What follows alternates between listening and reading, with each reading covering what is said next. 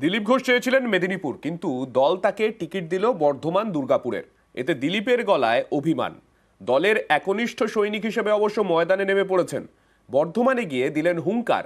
তৃণমূলের প্রার্থী প্রাক্তন ক্রিকেটার কীর্তি আজাদকে ক্রিকেটের ভাষাতেই দিলেন জবাব।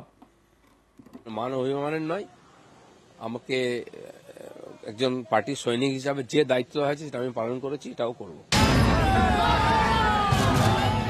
দিলীপ ঘোষ রাজ্য বিজেপির প্রাক্তন সভাপতি, মেদিনীপুরের সাংসদ। এবার তাকে আর মেদিনীপুরের টিকিট দিল না বিজেপি। দিলীপ ঘোষকে দাঁড় করালো বর্ধমান দুর্গাপুর থেকে। রবিবার রাতে এই ঘোষণার পরে দিলীপের গলায় অভিমানের সুর। আমাকে বলা হয়েছিল আপনার কেন্দ্র পরিবর্তন হতে পারে।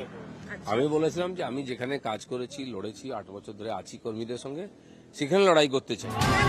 দলের একনিষ্ঠ সৈনিক, তাই অভিমান হলেও দলের সিদ্ধান্তই মেনে নিচ্ছেন।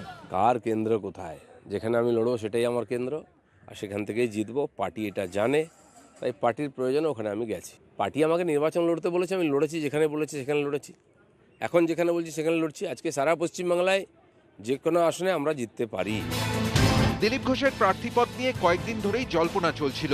নানা মহলেই জল্পনা তৈরি হয়েছিল, দিলীপকে কি মেদিনীপুর থেকে প্রার্থী করা হবে।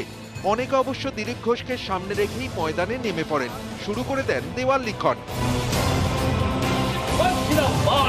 সোশ্যাল মিডিয়াতেও শুরু হয়ে যায় প্রচার। মেদিনীপুরের ভূমিপুত্র হিসেবে দিলীপ ঘোষের হয়ে অনেকে ময়দানে নেমে পড়েন।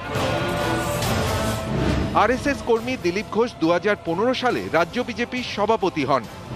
2016 সালের বিধানসভা ভোটে খড়গপুর সদর কেন্দ্র থেকে লড়াই করেন। প্রথমবার ভোটে লড়েই 9 বারের কংগ্রেস বিধায়ক জ্ঞান সিং সোহনপালকে হারিয়ে দেন। 3 বছর পর ফের ভোটে লড়েন দিলীপ।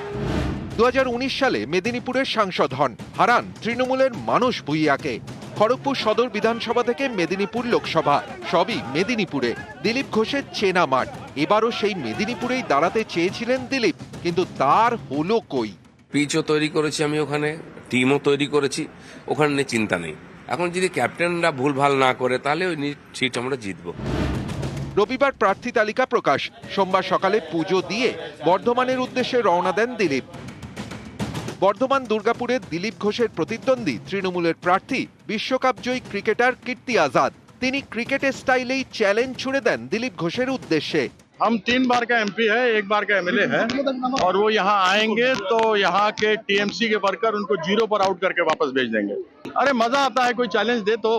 अभी तक तो कोई आया नहीं था, और आएंगे, देखेंगे, आने दीजिए। আমার বিপরীতে কে আছে আমি দেখি না, আমি বলার দেখি না, আমি বল দেখি। মেদিনীপুরে তো আমি পিচ তৈরি করেছি, আমার হাতের টিম ছিল, সেটা প্রশ্নই ছিল না। এখানে পিচ জারি হোক, টিম যাই হোক, ব্যাটসম্যান কিন্তু আমি আছি। আর আমার সঙ্গে যারা ফিল্ডার দেখছেন তো কিরম জোশ, জেতার জন্য এখানে খেলছি। সবে তো শুরু হলো, ফার্স্ট বলেই ছক্কা হয়ে গেল। বর্ধমান আমার চেনা মাঠ, দুর্গাপুর আমার চেনা মাঠ। নতুন ময়দান, দিলীপের জন্য নতুন স্লোগান। নিউজ 18 বাংলা।